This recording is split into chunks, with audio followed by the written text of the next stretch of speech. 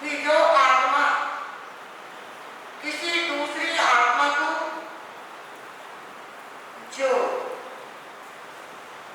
किसी कारण से अपने धर्म से विचलित हो रहा है, धर्म के प्रति उसकी आस्था, उसकी निष्ठा विचलित हो रही है, धर्म से विमुख होकर संसारिकता की ओर जो बढ़ने के लिए तत्पर हो रहा है, कोई ऐसा कारण, कोई ऐसी बात, कोई ऐसी स्थिति उसके जीवन में पड़ी और जब सामने वाले व्यक्ति ने ये देखा तो उसने अपना एक कर्तव्य, एक ड्यूटी, एक काम किया कि उसको इस प्रकार से समझाया, बुझाया और उसे पुनः धर्म में स्थिर कर दिया।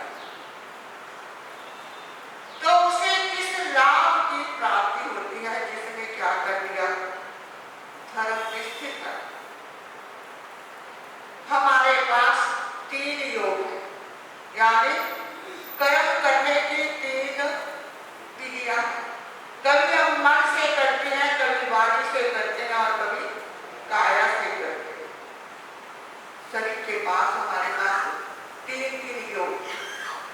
ये बात अलग है कि उससे हम काम कैसा लेते हैं, काम कैसा नहीं लेते, शुभ अशुभ, अच्छा और बुरा, इन 3 साधनों के द्वारा हम कर्म करते, अच्छे भी कर सकते हैं और बुरे भी कर सकते हैं। ये हमारे अपने हाथ की बात है। लेकिन शरीर के पास ये 3 साधन है। कुछ ऐसे भी जीव है, कुछ ऐसे भी प्राणी है, किसी के पास 2 साधन है और किसी के पास केवल 1 साधन है। जिन्होंने उपाध्याय समिति से 25 बोल का ठोकरा करना मतलब आदि पढ़ा है, तो आप लोग जिन्होंने पढ़ा है वे जरूर जानते होंगे कि अटेंडियन में केवल 1 योग होता है। कौन सा? कौन सा? काया का योग, केवल शरीर का योग होता है। उसके पास वाणी नहीं और मन नहीं। और विक्रेंद्रिय में यानी वेंद्रिय, क्रेंद्रिय, चौरेंद्रिय, निश्चय से इसमें केवल 2 योग होते हैं, शरीर और वाणी। पंचेंद्रिय में भी ऐसे भी जीव है जिनके पास मन का योग नहीं होता, जिन्हें हम समुची कह रहे हैं, और ऐसे भी है जिनके पास हमारे जैसे, जिनके पास तीनों ही योग है। हम तीनों ही योगों से कार्य कर सकते हैं। और आपको एक बात बता दूं कि जिस आत्मा के पास 3 योग है वो ही अपने जीवन में कोई बहुत बड़ी साधना कर सकते। तो अकेंद्रिय के पास 1 योग, अगर वो इस 1 योग का भी अकेंद्रिय प्राणी सदुपयोग कर लेता है, वो किसी गिरते हुए को सहारा दे देता है, तो वो भी अपने जीवन में अपने कर्मों की महान ऊर्जा कर सकते। कैसे? भगवती शास्त्र में समझाया गया है कि हम जैसे प्राणियों को समझाया गया है कि कोई साधु है, कोई संत है जो जंगल में विचरण कर रहा है। और आप जानते हैं पहले साधु साध्वी पहले में स्वाध्याय, दूसरे में ध्यान, तीसरे में गोचरी के लिए या बिहार आदि किया करते थे और चौथे में स्वाध्याय। तो वो साधु, वो मुनिराज, वो तपस्वी दोपहर के समय यानी तीसरे पहर में बिहार कर रहे, तपस्वी है। रास्ते में चलते चलते जमीन की गर्मी और सूर्य का ताप, गर्म हवाएं उनको परेशान कर, वो परेशानी उनके जीवन में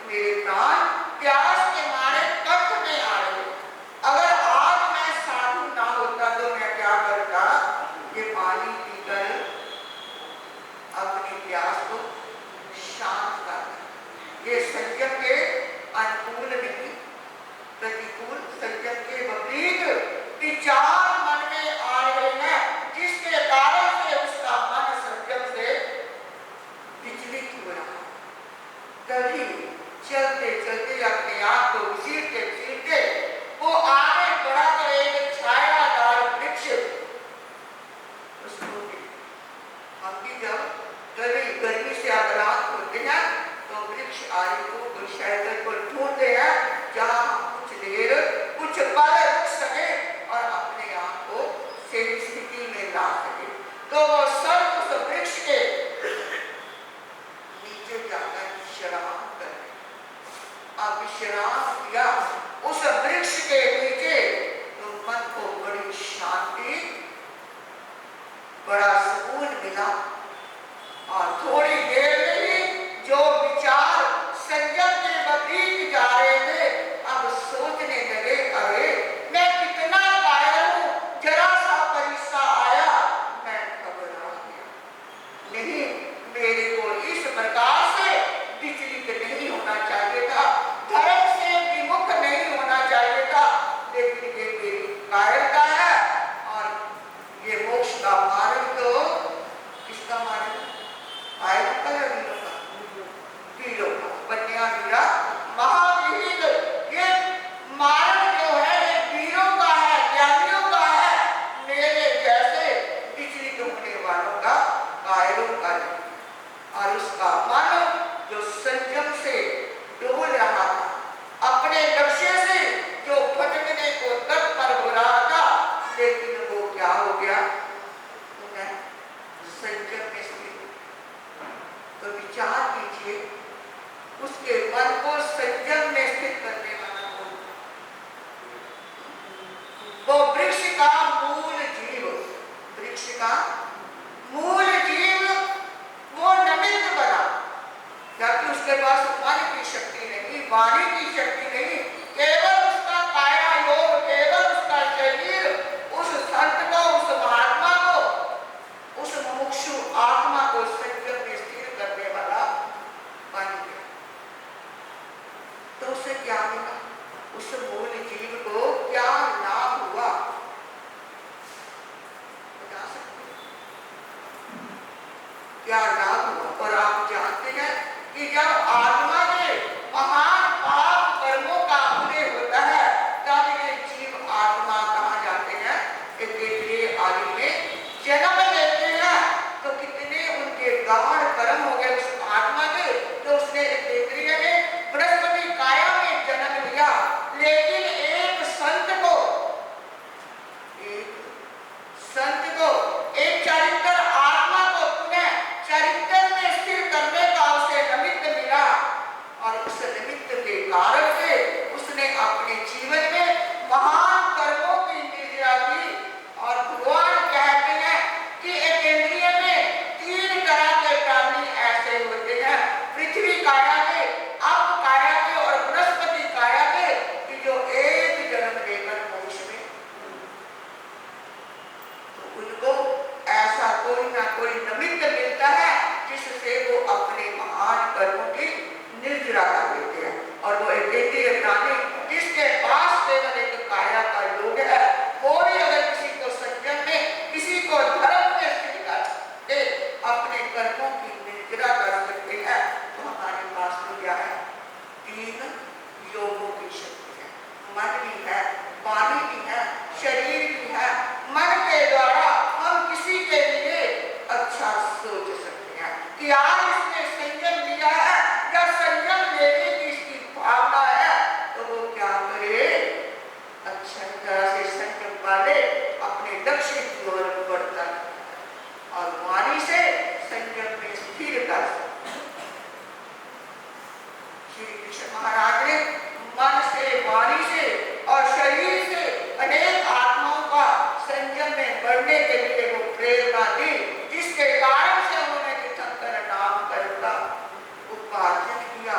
तो इसलिए हमारा एक लक्ष्य होना चाहिए कि जो आत्मा अपने जीवन में ज्ञान दर्शन चरित्र तप की आराधना करना चाहती है हम उसके क्या बने सहयोगी बने कभी उसके मार्ग में हम बाधा ना डालें और अपने जीवन में हम कर्मों की निर्जरा कर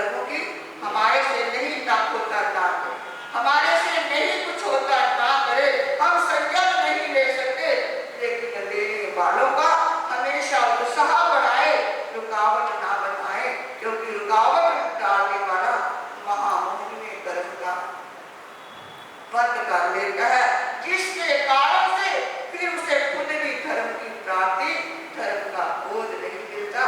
तो इसलिए हमेशा अपने जीवन में प्रयास करिए कि अगर वो कोई साधना कर रहा है, कोई जप कर रहा है, तप कर रहा है, स्वाध्याय कर रहा है, कोई नियम पछतान कर रहा है, हम हमेशा उसके सहयोगी बने, हमेशा उसको प्रोत्साहित करें, हमेशा उसके लिए प्रेरणा करें। तो इस प्रकार से जो अपने जीवन में विचार करेंगे, वो चाहे कोई भी कार्य है, अपने लक्ष्य की ओर बढ़